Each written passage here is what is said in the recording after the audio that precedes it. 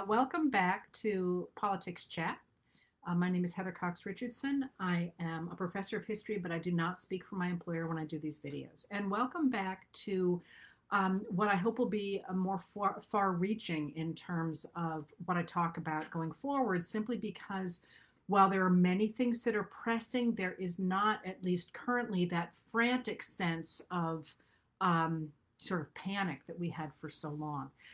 So I'm glad you're here with me. I'm glad there's stuff that you are interested in hearing about. I'm going to try and read your comments as they go through, although I may not be able to.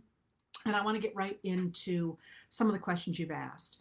And I want to start by picking up what I wrote about last night about the Republican Party and what happened today in the Senate, in which there was a procedural vote on whether or not it was constitutional to go ahead and hold an impeachment trial after a president has left office.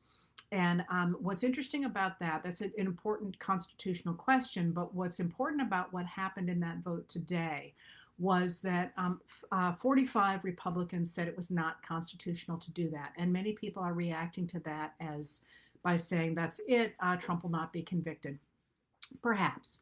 I'm not going to talk about that. But what's interesting for me about that particular vote is what's really going on with that is that the Republican leadership does not want Republicans to have to vote either for or against Trump at this moment. If you'll pardon the expression, they're damned if they do and they're damned if they don't. So if they vote to convict Trump, as by the way he should be, I mean, there's absolutely no doubt in my mind that he has committed high crimes and misdemeanors, and he attacked our government. I mean, he attacked our elections. There's really, I mean, the fact that they would have convicted Nixon for a cover-up and likely some additional knowledge that he had been part of the break-in. But what he was in trouble for in 1974 was actually the cover-up of a break-in, and there was no doubt he would have been convicted. The idea that Trump could have worked so hard to overturn the results of an election and walk is unthinkable. But what the problem for Republicans right now, for Republican leadership, is that right now their solid voters are the QAnon base. They are the Nazis, the white supremacists, that fringe of society, and they don't want to let them go, because if they do, they don't have a base to go into the 2022 elections with, and certainly not the 2024 elections with. And that's what Donald Trump was up to when he threatened to start a third party. I mean, people are asking me, like, can he really do that? Well, sure. I mean, you and I could start a third party, but the question is he going to actually put any work into it? And the answer is no. What he's really trying to do is he's trying to threaten the Republicans in Congress by saying that if you vote to convict me in the upcoming impeachment trial, I will primary you. I will put the weight of the power of my voice against the Republicans, the same way I did in Georgia. And people like McConnell blame Trump for turning the two Republican seats in Georgia into two Democratic seats, because Trump said, don't vote, until they challenge the outcome of this election, don't vote. And whether or not that actually affected the vote, I don't think is clear yet, but certainly they're afraid that he will do that going forward. He also has a lot of money. Now, we all know that Trump doesn't part with his money. So the idea he's going to put money, I mean, I shouldn't say he's got a lot of money. He raised a lot of money after the election by claiming that he was going to challenge the election. He did not, in fact, spend a lot of money at that. But we also know that he has spent a lot of money through secret companies, through shell companies, which, by the way, is not going to be, because of that law that passed at the end of the last session of Congress, he's not going to be able to do that starting in a year. They have a year to disclose all the people who are beneficiaries of a shell corporation. So there's a lot of walls that are closing over there, but that's what's going on. The Republicans desperately don't want to have to say, yeah, he committed crimes, because they're going to lose Trump voters. On the other hand, they can't very well say he didn't, because the majority of Americans think that, in fact, he did commit high crimes and misdemeanors and should be convicted of that. So they're hoping they can say, oh, let's just not do this. And they're trying to convince Americans that they can't actually hold him to account. And in fact, we've had impeachment trials after somebody's been out of office before, not for a president before, but for other federal officials. So it's been done before. I mean, I think it's still going to be argued, but that's what they're trying to do. This is a political calculation. Now, what else is there? The other piece of this is that that trial in the Senate starts in 2 weeks, and there will be cases made and defenses made, and it's entirely likely that this time around people will be able to hear evidence. And the stuff that has come out of what happened at the Capitol on January 6th is appalling. And it's not going to get better. There's not going to be, I would be shocked to hear somebody say, oh, here's a document from Trump saying, please defend the Capitol at all costs. In fact, we heard today that the National Guard was told that they couldn't go in when they wanted to go in on January 6th. Interestingly enough, I read through yesterday all of my posts for the last year, and there was stuff brewing for a long time, and that becomes clear once you know what the outcome is. You see that you read a lot of stuff earlier very differently than I read it at the time without knowing what the outcome was going to be. So that's what's going on right now with that particular vote. And in the next 2 weeks, we'll see what comes out. I will say that there's the fact that the Department of Justice does not yet have an attorney general. That's a big deal. And there's going to be a lot in Merrick Garland's hearing about, what's he going to do? The Republicans are going to want to hear that he's not going to go after the people who were involved in the Capitol because, among other things, they're implicated. The senators, especially Josh Hawley from Missouri and Ted Cruz from Texas, both whipped up people to go attack the Capitol, and there were a number of other senators who voted against the counting of the certified ballots. And the certified ballots are a done deal. It's not like they're counting original ballots. Those have been certified by the states. So it wasn't just a question of saying, oh, I don't agree with this. It was literally a question of them supposed to be doing something pro forma and instead trying to step in and challenge the legitimacy of that election. And similarly, there's about 140, as I recall, people in the House similarly. All right, I just saw somebody go by, if he is convicted, can he run for office again? What will almost certainly happen is they will take a vote to strip him of the ability to run for office again in the future. But there's something else at stake. If, in fact, he is convicted, we've never had somebody convicted before in a presidential impeachment trial. We've had other impeachment trials that people have been convicted at different levels of the federal government. It might very well open him up to civil lawsuits because people died, and if the Senate has said you're guilty, you are open to lawsuits. So that is also on the table. He probably will. They probably will vote to keep him from holding office again, because again, think of the political calculation there. The Republicans actually have an interest in making sure he can't run again. They want his voters. They don't want him.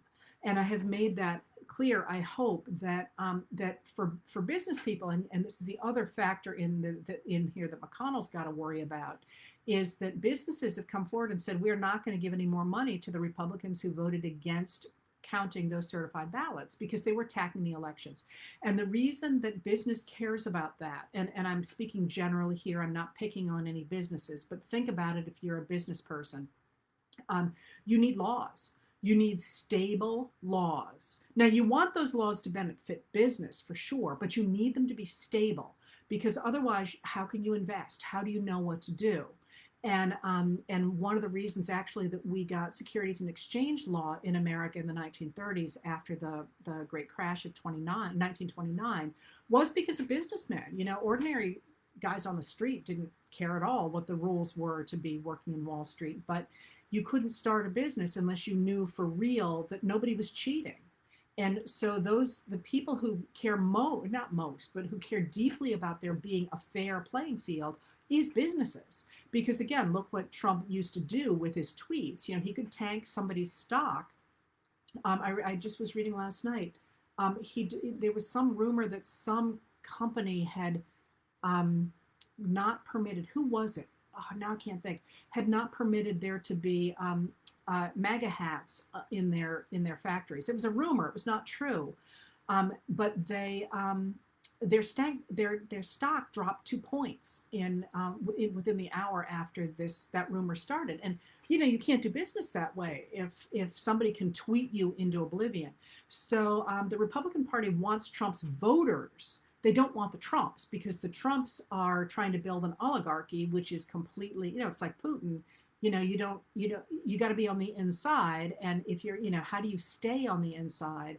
And this is actually one of the things that was really difficult about doing business in countries that had monarchs in the 1700s, 1600s, because you had to be on the ins with the king. And you've all read those novels about the palace intrigue, the whispers that somebody's good and somebody's bad. You don't want that if you're actually trying to run a multinational corporation or even a mom and pop organization. So they have said they're not going to give any kind of money any longer to Republicans who voted against the counting the certified ballots.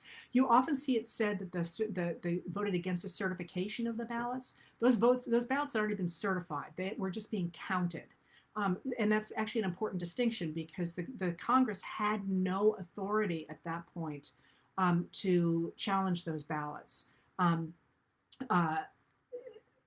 It's a little bit more complicated than that, but they were already officially certified. So there was something else going. It's not quite the way people have made it sound. All right. So somebody asked about, you could, the Congress can absolutely do that. I'm sorry. You have, the question that just went by is, could the Republican Party split? Yeah, I think it's going to split. The question is, which side is going to maintain the Republican apparatus? And that's important. That's email lists, that's funding, that's offices. And you can see this happening right now in Arizona, for example, where the Arizona Republican Party has gone full QAnon. So is Texas, by the way. Texas's GOP actually tweeted out yesterday a QAnon slogan saying, "Join us, we're part of the storm." And that's one of the reasons people are leaving the Republican Party in those states, because they might agree with the traditional Republican Party, but they certainly don't agree with what's happening right now. So we're in this huge period of flux, and I know I'm obsessed with it, but that's because that's what I study, and the whole way that these political movements are happening is absolutely fascinating. Okay, so it was Goodyear tires. Ken Eisner just said it was Goodyear tires, and he's absolutely right. And Goodyear came out and they were like, "We're going to side with our people and not with Trump." I'm sorry, and the town that they're in also said, "We're going to side with Goodyear and not with Trump." It was Ohio. It was really a stupid move for him when it happened. All right, so that's that. Now people are also asking about filibusters.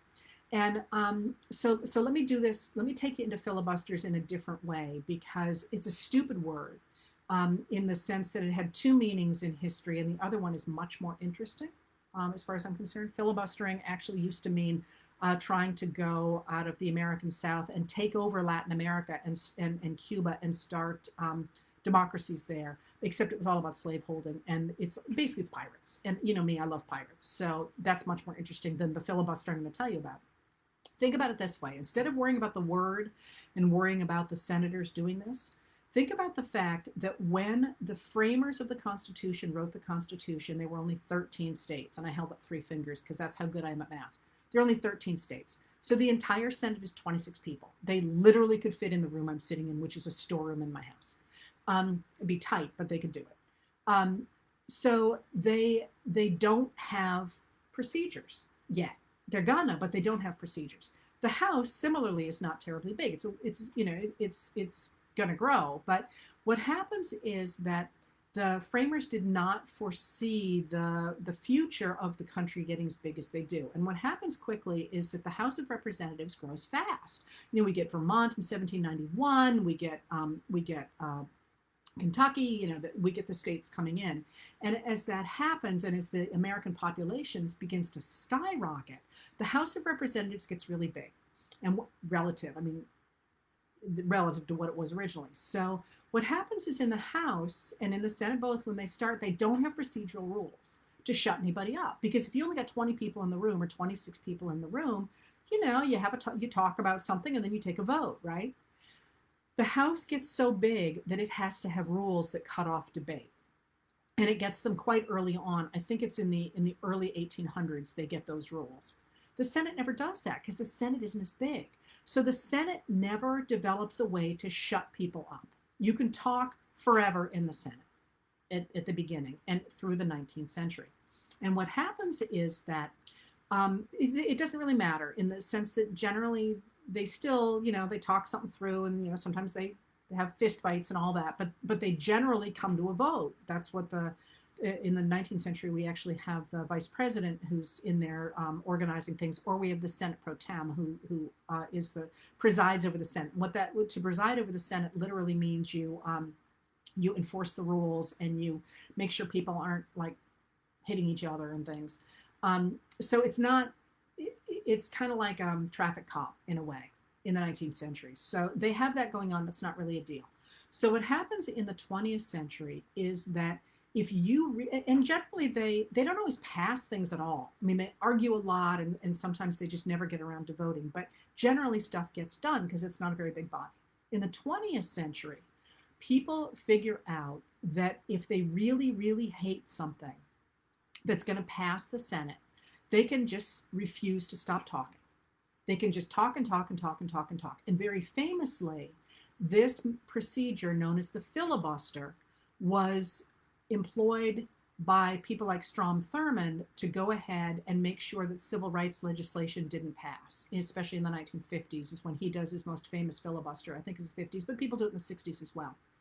And what they do is they literally just hold the floor of the Senate and they talk. And you've probably seen that in Mr. Smith Goes to Washington, which is itself a really interesting, that's a very interesting movie in a lot of ways.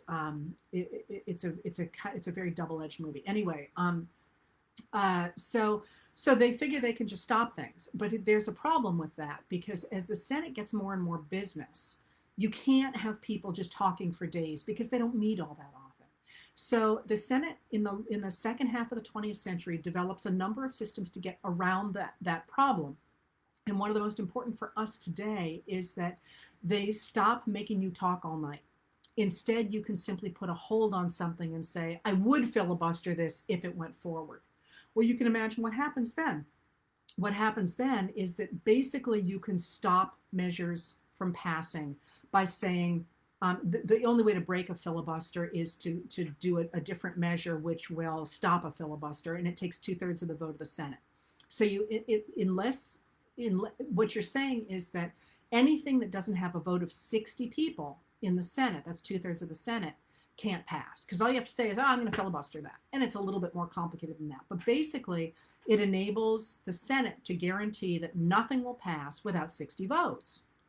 So there are a couple ways around that. And one of the things that happens is when Mitch McConnell, when Harry Reid is the Senate Majority Leader, he's a Democrat from Nevada, he can't get he gets some, but he can't get many of President Obama's federal judges through the Senate because the Republicans are filibustering them all.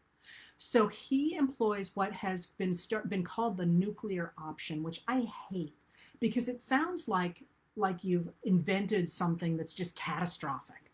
And I'll explain that in a minute. But all that means is there's this weird little dance you can do that is part of the Senate rules that I'm not even going to bother to explain to you. But it's this weird little dance that gets rid of the filibuster for certain things.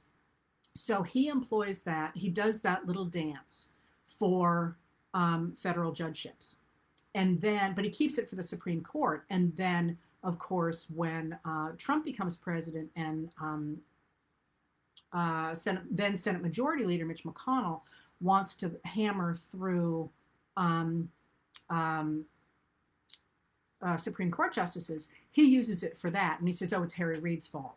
And that's how he gets through what are really quite deeply problematic. Not so much the first one, Gorsuch. I mean, he's very much a conservative, but he's a respected jurist. Kavanaugh and Barrett, not so much. And he manages to get those through by using the nuclear option. So now our federal judges are not covered by the filibuster. But and there's also another exception. The other exception is that the Senate decided that certain bills were must pass bills and you couldn't filibuster them. And those tend to be financially related bills because there are certain bills that have to pass or the government doesn't have any funding. So you can't filibuster those. And those are not covered by the filibuster as well. But legislation is still covered by the filibuster. All right. So what is going on with that? The reason that this matters now is for two reasons. Well, three really. But first of all, because we're in a position in the country right now where there are two things going on. First of all, the Senate used to be able to agree. I mean, they didn't, it's not like the different parties ever were like holding hands and singing happily together, but they were able to approach a problem and say, hey, we got an issue here. Here's a great example, and it's a negative example. We want we want hospitals in America, and I'm kind of putting two bills together here. And in this case, the Republicans in the 1950s said, we want this system. And the Democrats said, hey, we like that system too. We want that, but we don't want Black people to have it. So they could agree that they wanted the hospitals, but they backed off on making it as full as the people at the time under the Eisenhower administration wanted it to be for all Americans. So they could agree on the basics, and then they just chipped away on the ends of it for, basically people stayed in the middle. But now we got a problem because the Republican Party, as it is currently, not currently because right now it's tearing itself apart, but as it was under Trump, is, as I've said this again and again and again, it is not the traditional Republican Party, which had very clear principles of wanting to use the government to help people at the bottom, wanting to back education, wanting to back healthcare, wanting to back, I know this is the Republican Party I'm talking about, wanting to level the playing field among all Americans so that everybody came out wherever they should be. The Democrats are different. They have a different set of not goals, but a different way of getting there. But those people got replaced beginning in the 1980s, but really taking off under Newt Gingrich in the 1990s by absolutists. And those absolutists do not want a government that does any of those things. They want a government that has a big military and that protects a person's ability to make as much, to run his business, and it's usually a him, in whatever way he chooses. So they don't like taxes, they don't like social spending, they don't like any of that. They like the military, and they like the idea of protecting private property. And that's not negotiable. Literally, they say these things are not negotiable. So when people tried, like Obama tried to reach across the aisle and say, okay, I want to have universal health care, and he invited Republicans to come make adjustments to the Affordable Health Care Act. Most people forget that, but Republicans had a lot of input on that Affordable Care Act. But then at the end of the day, they all voted against it. They all voted against Bill Clinton's budgets. I mean, they're absolutists. So what happened with the filibuster under that system is that they began to use it to stop anything that did the things that most Americans wanted. You have to have 60 votes now to do things that are very, very popular. And one of the things that's happened from this is what happened at the end of last Congress. And that is that, you remember there were those two giant bills, and everybody is like, what is the approval of a women's history museum doing in a budget bill or a coronavirus bill? That, if you recall, was a whole bunch of bills slammed together because none of them had been able to get a hearing in the Senate. They'd all been filibustered or killed by Mitch McConnell, who has a different system for killing things as well. So we get these giant bills that are attached to must-pass bills, and so that's two of the things that are happening.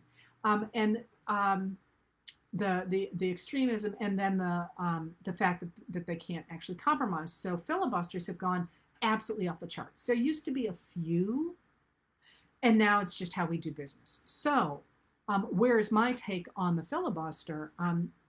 like I said, I don't like the idea of the nuclear option, it being called the nuclear option, because as the framers wrote the Constitution, it was supposed to be a majority rule in the Senate. Now, I tend to be really traditional about the government because I study it and I'm fond of these guys, and I hate change basically. And if you had asked me 10 years ago if I wanted to get rid of the filibuster, I'd have been like, no, it's part of our tradition. But now it's like it has been broken by Mitch McConnell and the extremist Republicans, so that now we have a bigger problem, to my mind. First of all, that we can't get things through Congress. Second, that we have these giant omnibus bills, which I really don't like. Somebody said, oh, they're here to stay and we got to get used to it. And I'm like, I really think we ought, personally, you don't have to think this way at all. Think about it yourself. But I really don't like the fact that we can't have debates, real debates on real bills, as opposed to we're going to pass $1 trillion bill all at once and you just have to suck it up. I mean, in that case, why do we need them? Is my second point. And I don't like the idea that somehow we're approaching this as a terrible thing to actually go back to a majority rule. Now, it does seem to me like there may be some other ways to get to where I'd like to be. Maybe we have to simply say, yeah, if you really want to stop one of these bills, you got to talk all night.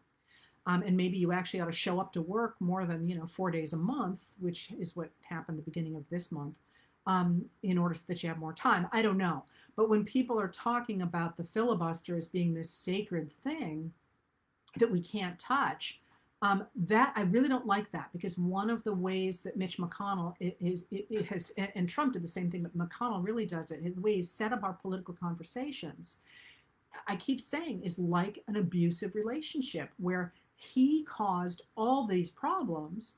And now that people are saying, hey, we got to fix this because we got all these problems, he's like, you're changing things. It's like, no, you changed things. When he blames Harry Reid, for example, for the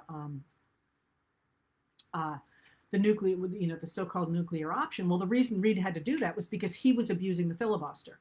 So people are noticing that last night McConnell backed down. Now, that's really interesting, because McConnell, one thing you have to know about McConnell is that it's all about power for him. Always about power. There is zero chance he would do anything that was not involved with whether or not he had power. And this is a very clear calculation all the time. So I look at the fact he was trying to argue last night that he would refuse to let the Democrats organize the Senate, literally put committees together, unless they promised not to touch the filibuster. And that's just, a non-starter in a way. He was literally holding the Senate hostage, and he backed down. And people kept saying, oh, he's backed down. What that says to me is that somebody said to him, and it was unlikely to be a Democrat, by the way. I think it was probably one of the Republicans. My guess is the people to be watching right now are the Republicans like Romney, like Murkowski in Alaska, people who have their own power base and they don't need McConnell. And that's certainly the case with Romney. I mean, he's in a really interesting spot because Utah is doing its own thing out there, right, since Trump came to office, because Utah doesn't like Trump very well. My guess is they went to McConnell and said, we're going to vote with the Democrats to kill this unless you back off. So my guess is, don't think for a minute that McConnell is saying, oh yeah, we're going to be friends now. McConnell is losing the votes, and that's really interesting. All right. Couple more questions here. I went on probably longer than you cared about that. I think I hope I answered the question of why does the Republican Party still support Trump? Because they need his voters, basically, and he's and they don't want to piss off, they don't want to upset his voters. They don't want Trump any longer. Trump is really problematic for them, both because he's so mercurial himself and because he's obviously trying to set up his children as political figures, and they're really not political material in any meaningful way. All right. Quickly then, people I've got a whole bunch of questions here. what are we hearing about? I mentioned January 6th, and that we're going to hear more and more about January 6th. And why aren't we hearing more about it? There is actually more material coming out. It's a little hard to find, but I'm watching it pretty closely. One of the things, as I say, that you're going to want to watch is the nomination here. I mean, you may not want to watch them, but if there's anything, I'll tell you about them, about the nominating procedure, the nominating hearings for the Attorney General. Because remember, the people in charge of figuring out what happened at the Capitol on January 6th are people from the Department of Justice. Our FBI, for example, sits in the Department of Justice. And that means that the Attorney General oversees all of those things. And the Republicans who were implicated in the January 6th event are going to want promises that he's not going to go and look into that. And if Merrick Garland will. Merrick Garland is a really, really straight shooter and popular on both sides of the aisle. So what you're seeing right now in the Republican Party is a split really between the Trumpers and the non-Trumpers. And both sides want the Trumpers' votes, but which side is going to win? The party is going to be split. I don't really see how they can get back together at this point. But the question is which one of them is going to end up on the winning side, and which one is going to end up being sidelined. And if I had to guess, if I had to take a bet, I would say watch the money. The real question is, where does the corporate money go? Not little guys, but the corporate money, which is huge. And that corporate money looks to me like it's going to go with what I started calling last night the business Republicans, because they're not moderates at all. They're radical extremists on both sides. But the business is tending to go toward that. All right. Somebody said they saw that Sinema said she, so McConnell is saying that Sinema promised him that she would not end the filibuster. Maybe. You and I will probably never know. But if there's no way he backed down if he thought he had an option not to. All right. A couple more questions.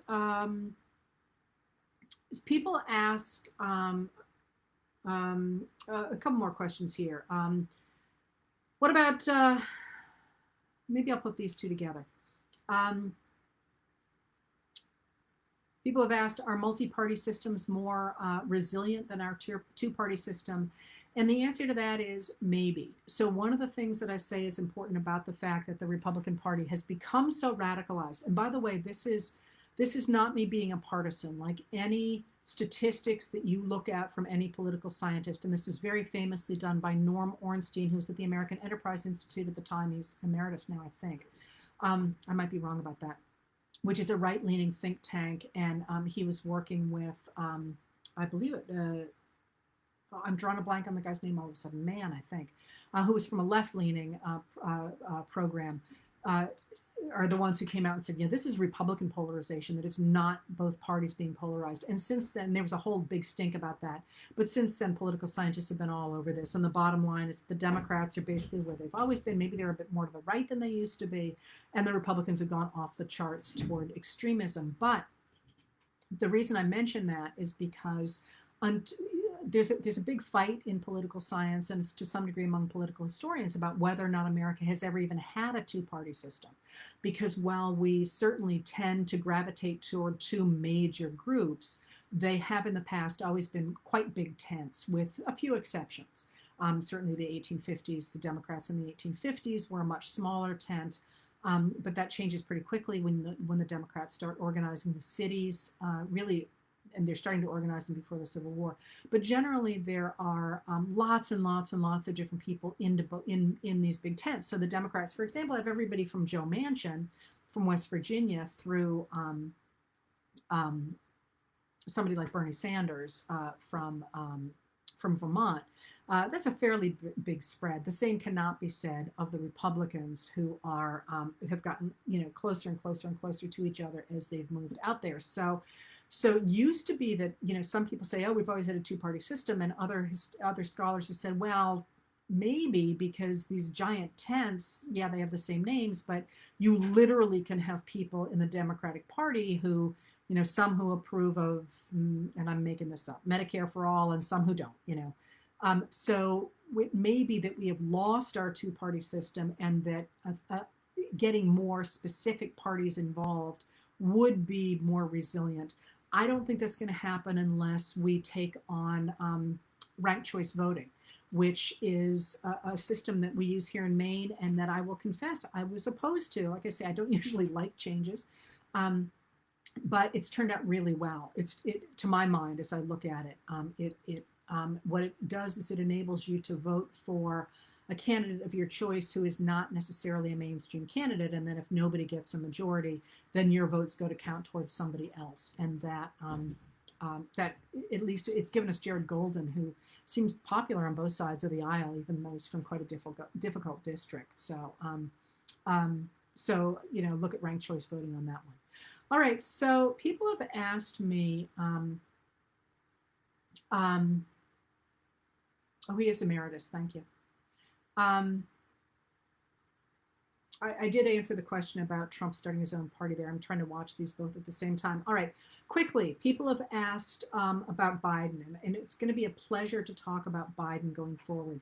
And once again, a reminder of what executive orders are. So one of the things that I'm probably going to write about tonight, one of the things that Biden has done, which is really interesting, is instead of even taking a victory lap, the man was at the desk in the Oval Office, the Resolute desk, by the way, the afternoon of the inauguration. And as of last night, he had signed 30 executive orders, and he has done more today, including getting rid of private prisons, that's a really big issue for me. I don't know if any of you have had friends in for-profit prisons, but they're just such a scam. I cannot tell you. I have had a friend there. And they're just appalling. So a friend of mine who's hi Michael, a friend of mine who's one of my greatest informers for all this material is actually watching, and he's mad because I always mispronounce Nevada. So there we go, Michael. I do know how to pronounce it, but I grew up calling it something different. So Nevada. Anyway, so executive orders so he sat down and started doing executive orders. And so this is, again, one of the problems with Congress not really doing anything is I exaggerated. With Congress sort of not debating things the way they need to, a lot of power has flowed to the presidency. And whether you like Democrats or whether you like Republicans, this to me is a problem, that we have three equal branches of government, but the Congress has ceded a lot of power to the president. And I don't just mean under Trump or under Obama. It's been going that direction for a long time. And what that has meant is that executive orders have gotten to be really important. And technically, all an executive order is something quite simple. That is, Congress passes a law, and the president's job is to faithfully execute that law. But what does that mean? Like, he's literally the boss who's gotten a directive. So he's got to tell people in the executive branch how to do it, how to do what they're supposed to do. So I always think of executive orders as being kind of like what the boss says. And the way that, from Washington on down, we have had executive orders. They've had to say, yeah, this is what I need you to do. And it's kind of interesting, they actually become called executive orders under Lincoln, because it's under Lincoln that they start to actually try and impose some order on them. And one of the ones that they grab is, he actually called it an executive order, and that's where we get the term in the 1860s. But so it's essentially just your boss telling you what to do. But the boss can change it. When your boss changes, they change the way you interpret things. And that's what Biden has done, is he's gone ahead the same way Trump did, and he's issued a whole bunch of executive orders that change a lot of things. There were 30 of them as of last night, and today he has continued. And one of the reasons that this is really interesting is because rather than sitting around the way Obama did and trying to develop consensus, he is simply taking a leaf out of Trump's book and saying, I'm just going to do this. He did this by executive order. I'm going to change the direction. And I have the advantage of the fact that what I want to do is popular. So in fact, for example, last night, I think it was, he removed the ban on transgender troops that Trump had applied to the military. Well, that that particular thing, it was interesting. I was reading a piece somewhere today, and somebody was saying, oh, this is left wing, whatever. Apparently, polls suggest that 77% of Americans wanted that ban lifted. So, he's putting in place these things that Trump did, that were very unpopular, but he could do them because they were executive orders. Biden is sort of taking the bit in his teeth and putting in place things that are very popular through executive orders. And that's going to change a lot of things going forward. So somebody asked me here, what do I think is the most important thing, the best thing that Biden can do to undercut the Trump movement and to stop us from going, sort of having a backlash back into the pockets of the Trumpers, who, at this point, if you look at what the things that Josh Hawley has said over the course of his life, really since that opinion that somebody unearthed yesterday in the Kansas City Star about him defending the guy who attacked the Murrah building in Oklahoma City. They really don't believe in government. And a lot of us do believe in the government. I believe in our government. I believe the government has a role to play in our economy and in our society. And we can all argue. I'm happy to argue with anybody about what that role is. But I do believe it has a role. A lot of people think that it doesn't. People like Hawley appear to think it doesn't. So what is the best thing I think Biden can do to keep us from going back into that Trump vision of slashing everything, taking the government back to the 1920s? And I'm going to take this in a little bit of a weird direction, and that reflects my understanding of history, and you don't have to agree with this at all. I think the best thing that he can do is to fix the tax code, and which sounds weird, right? Like, why would I say that we got QAnon running around, we got Trump running around? Why the tax code? Because for a number of things. I care about taxes, and I don't mean I care about taxes about like I'm screaming in the streets about my taxes, but where we spend our money says who we are as a society.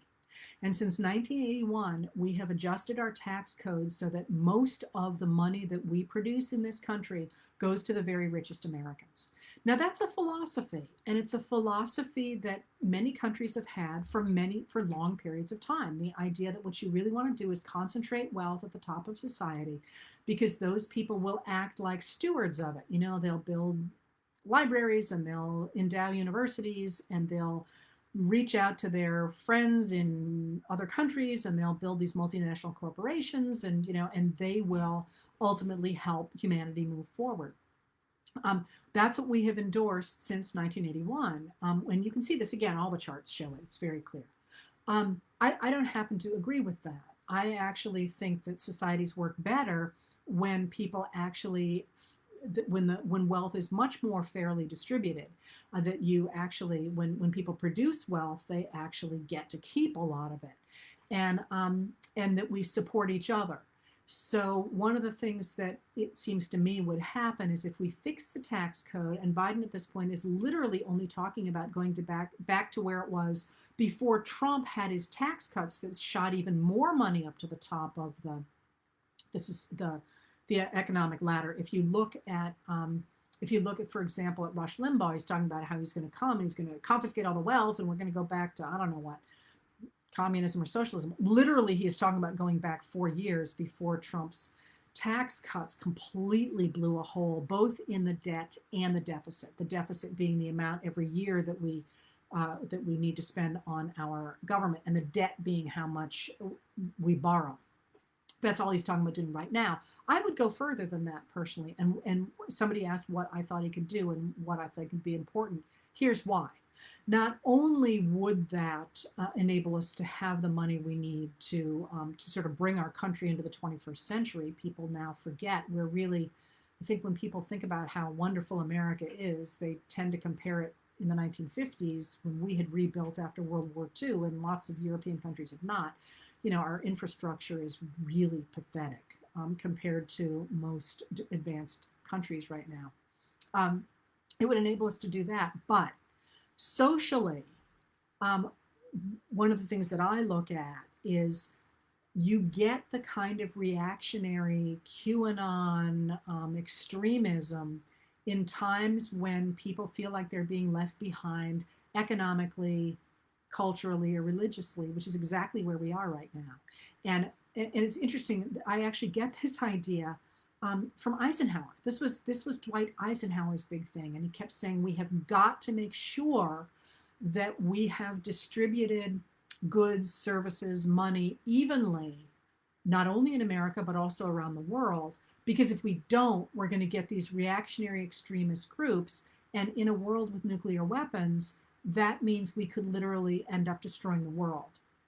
And so I look at what Biden is doing, this very sudden, I'm going to make a lot of changes fast, and his move to adjust the tax code and do something else as an attempt not only to strike America back, sort of backwards so that we reclaim this idea that the government actually has a role to play in the economy and in society, but also as a way to try and undercut the radicalism that is coming from the fact that, so many people don't feel like they can construct a prosperous life for themselves in America the way it's been really since the 1990s at least, but it began in 1981. And it was really visible by 1986. I mean, the Reaganites were really concerned they weren't going to be able to hold on to power in 86, which is why they invite evangelicals so convincingly into their coalition, is because they're afraid that most Americans are already turning against the policies that are concentrating wealth upward. It's very clear by then. So that's what I think that Biden could do. But what can you look for, and what should we look for? One of the things we should look for on this is Biden's coronavirus package. And the reason for that is that package is enormously popular among regular people. Republicans and Democrats both. There's good stuff in that package.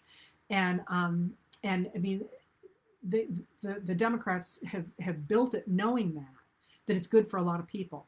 And one of the things that you'll see that's really interesting throughout American history is packages like that tend to be opposed. This is a complicated way to put it, but those packages tend to be opposed by a political group that knows it's already in the minority, because they're aware that if that passes, they're going to take a real hit in future elections. So you can see this in many of your lifetimes. If you remember, Bill Clinton tried to put through universal health care, and even before they came up with anything, Republicans were already saying we're going to stop this dead in its tracks, because if he gets this through, nobody's ever going to vote for a Republican again. But that's not the only time it's happened. It happened the one that breaks my heart, really breaks my heart, is it happened in 1866 when the Republican Party puts together a package for public health, public education, and they correlate federal funding for public education based on illiteracy rates, which would have poured money into the Deep South and the border states, not just the states that rebelled with the Confederacy, but also into the border states. And Andrew Johnson vetoed that bill because he knew that everybody was desperate for education in '66, black people and white people both, in the South and in the border states, because it had been denied them. And he knew that if the Republicans gave education to white voters in the South, remember, but in '66, there aren't black voters yet. They're going to begin to start voting in '67. He recognizes that white voters will switch over to the Republican Party and the Democrats will never recover. And I look at that and think of the loss that we have there because we never got that, because Andrew Johnson recognized that it would hurt his political chances. So one of the things really to watch here is that coronavirus bill, and the fact that Susan Collins has already said, we don't need it, suggests that it's going to be one heck of a fight, and one of the reasons that Mitch McConnell is trying so hard to protect the filibuster. All right. That's one of the questions that people asked about, and here we are now. Oh, look, I'm getting through a lot of these, but that's because I'm putting them together. Okay, so a couple of things to watch. People have asked, I have time for two more, I think. People have asked a couple of things. One, how they can stay involved in politics, and two, how you can get beyond the franticness of the last 4 years, because none of us can sustain our lives under that kind of stress. There's a reason you're sleeping a lot. There's a reason you're exhausted. There's a reason you couldn't concentrate for so long. I actually read a book this week, which is literally the first time in more than a year. And it wasn't a children's book. I have read one children's book, but I read a book from cover to cover because until then I couldn't concentrate. I don't know about you guys. I couldn't concentrate. Now I can. We can't go back to that. So what I would say about continuing to stay involved is this. First of all, I hope you are starting to find it interesting. To me, it's like, I hate to say it's like a game, but I watch how Buddy interacts with baseball. And he knows baseball the way I know politics. I don't have to know baseball the way he does to enjoy baseball. I can sit there and say, I can learn it this deep, and he knows it all the way, down to the core of the earth. I would say I hope that I am making it and that you are finding it interesting, and that you have questions that this is like baseball, but your life depends on it. So I hope that you're finding it interesting and recognize a couple of things. First of all, so when we talk about things like the filibuster and you think it's inside baseball, right? You don't know what that is. Remember, they're just people. The people who are making these laws are just people. And as somebody pointed out to me again today, and I think is so very important right now, the people in the Senate who don't want to give up the filibuster are all 6 million years old. And I'm exaggerating just a little bit, but they're all old. And that's really unusual. That's very unusual that we have such an old Senate especially, but House and Senate. And that's a reflection of the fact that we have much better medical care now than we have ever had before in our history, so that people who in the past would not be here are now able to remain in office past their sell-by date. A lot of them, I think it has to be said. But even still, even if they're just ducky, the world that an 80-year-old lives in is not the same world that a 50-year-old lives in, and it's sure not the same world that a 20-year-old lives in. And that's something that is worth thinking about as we move forward. And you're like, what are they doing? Why don't they want to get rid of the filibuster? Because they've been in office since it was invented. I'm kidding, not that long, but they've been there a really long time. So I hope it is getting more interesting, and you recognize that when you hear a word like filibuster or cloture, all those stupid things, I don't know. It's like who knew that they called the coach of a baseball team the general manager? I mean, to me, a manager is somebody who hands out the programs. I know that's wrong, but it's just a word. This is not something that should be foreign to you. So first of all, I hope you can stay involved and interested, but you don't have to, if you're bored, if it's too much for you, you do not have to stay engaged at the level that you've been engaged in for the last 4 years. What I would urge you to do is find something you care about. And it doesn't have to be political at all. It can be food insecurity, or it can be roads, or it can be empowering little girls, or whatever. But something to put your heart into that changes the world. And the reason that I say that is you hear me talk a lot about taking up oxygen. And what I mean by that is not getting into somebody's face and screaming at them. It means putting your weight in the world behind something you care about. And I think, I'm an idealist, and I believe that the way we think about things changes the world. An idealist, by that I mean I believe ideas change the world rather than economics or the environment or whatever. And if you put your weight behind things that you care about, you are changing the public conversation. You are putting energy behind things that matter to you. And I would expand that if you have the bandwidth to make sure you stay in touch not only with your elected officials and maybe run for office yourself, but that you also continue to put pressure on advertisers, for example. People have talked about how we can possibly change, get rid of the Fox News Channel, for example, or O&On or whatever. And the answer to that is certainly to put pressure on your elected representatives, but also on advertisers and on people who are putting money behind those organizations. Now, one of the tricks, though, to the Fox News channel is that it stays in business not by advertising, but by cable fees. So in that case, call your cable provider and say, I want my $2 back, or whatever it is. Enough of us do that. That's how you create change. And as I wrote somewhere recently, one of the things that somebody suggested for undercutting the Fox News channel is simply unbundling cable. Well, that is about for the Fox News channel, but it's also about us as consumers. Consumers have lost incredible ground since the 1980s. The idea that we have to buy these packages is crazy. But who's looking out for us? We need to step up and say, hey, I care about this. This is my issue. Get out there and do something about it. And that's how we change the world. So pick something you care about and put your weight behind it. And like I say, it doesn't have to be marching in the street for something. It can simply be saying, we need organic food, or we need unorganic food, or whatever you care about. That's how we change the world. So the last thing I wanted to put to mention on, and people saying that they hate the divisiveness. Be aware that is absolutely an attempt to silence you. Anybody who gets in your face and calls you out as an idiot and tries to silence you is trying to stop your voice. And the exception I would say to that, and people send me stuff all the time. I just got something that Newt Gingrich put out. If they're lying to you, that's a problem. And the thing that's circulating by Newt Gingrich is full of lies.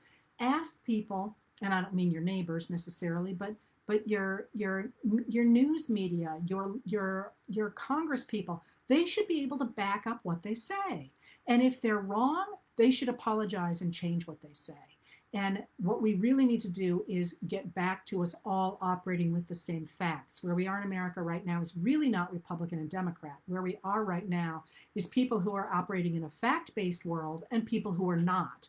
And those people who are not take up a lot of oxygen, and they scream at people, and they make things miserable, and they get in your face, and they're trying to shout down more reasonable people. And you see it here when I on the comments here, that you see it now all the time. These guys who are hitting on women in my comments, or trying to get you to buy stuff when I'm talking, they're not really people trying to hit on women or buy stuff. They're trying to get you to feel uncomfortable in this space so that you stop showing up. And that's what you need to worry about when you see divisiveness.